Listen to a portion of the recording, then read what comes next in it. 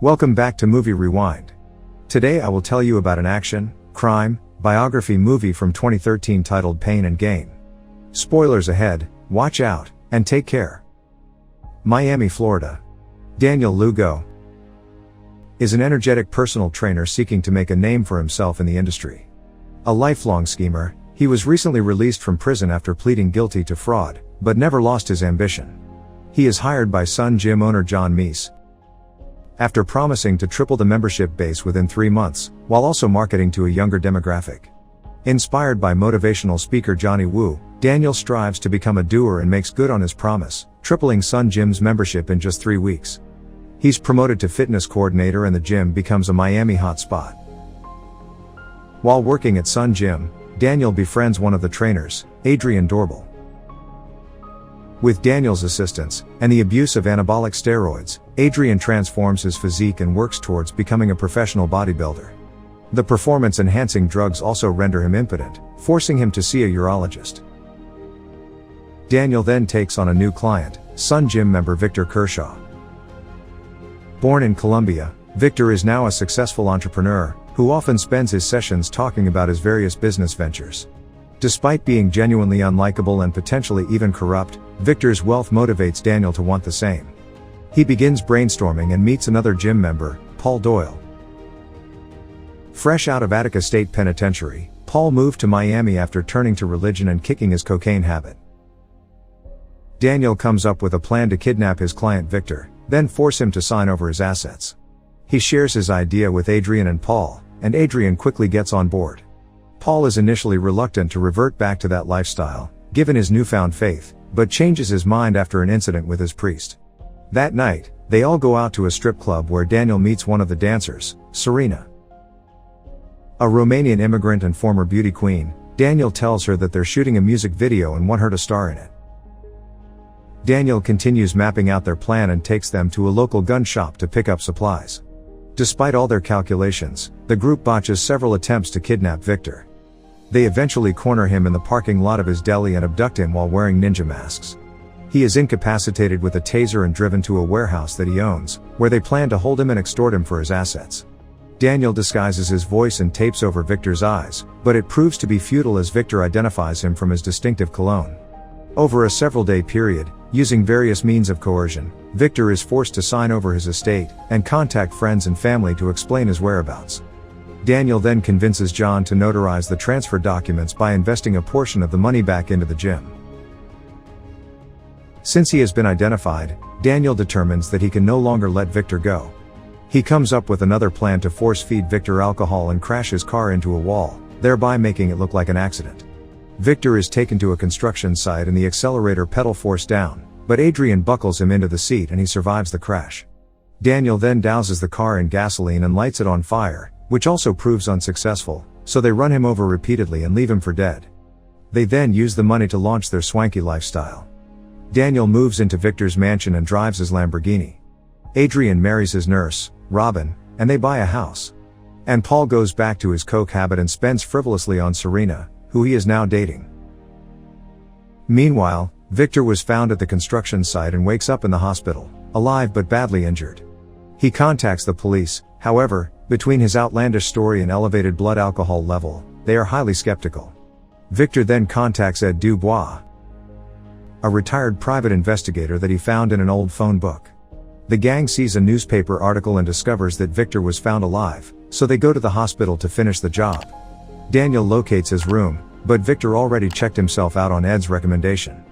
Ed then meets with Victor at a run-down motel and agrees to take his case. He begins investigating the Sun Gym gang and even hires Daniel as a trainer.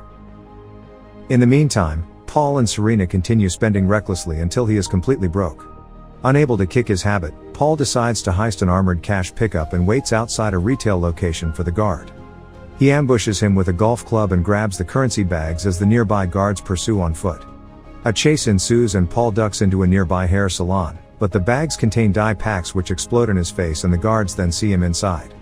He takes off again and dives into the water, as a bullet catches his foot and detaches his toe. Paul avoids capture and goes to find Adrian and Daniel, where he tells them what happened.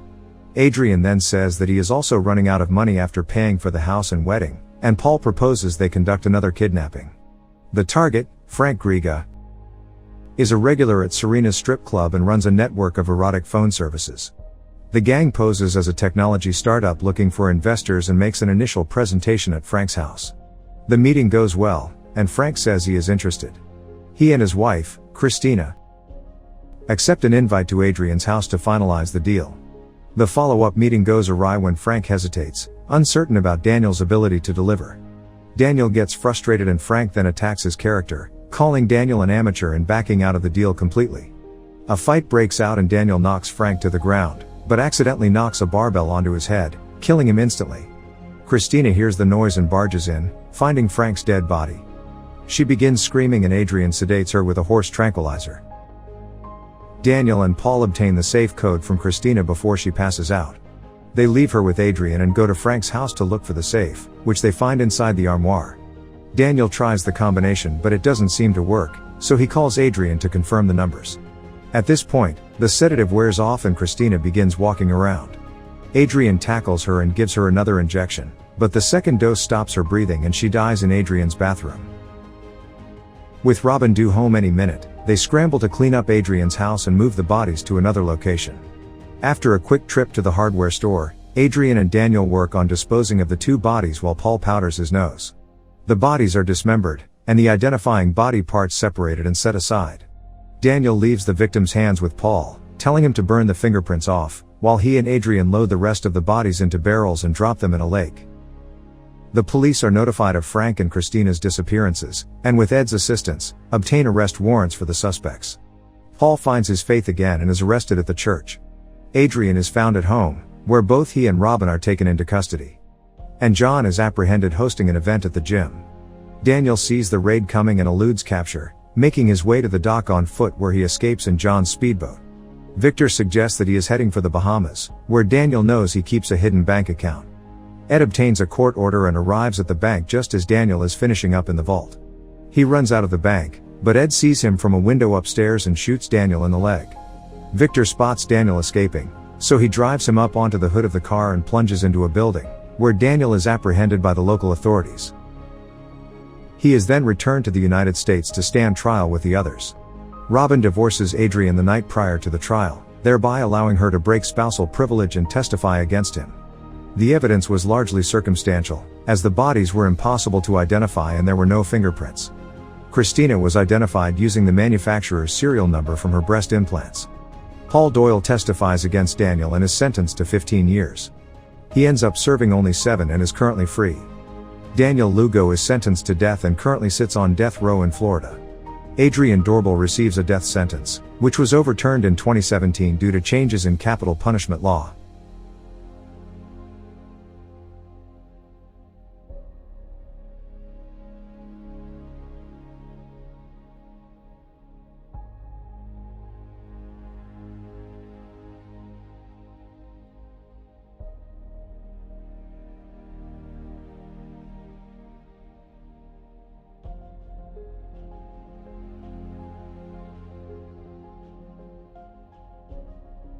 Okay guys, thank you for watching.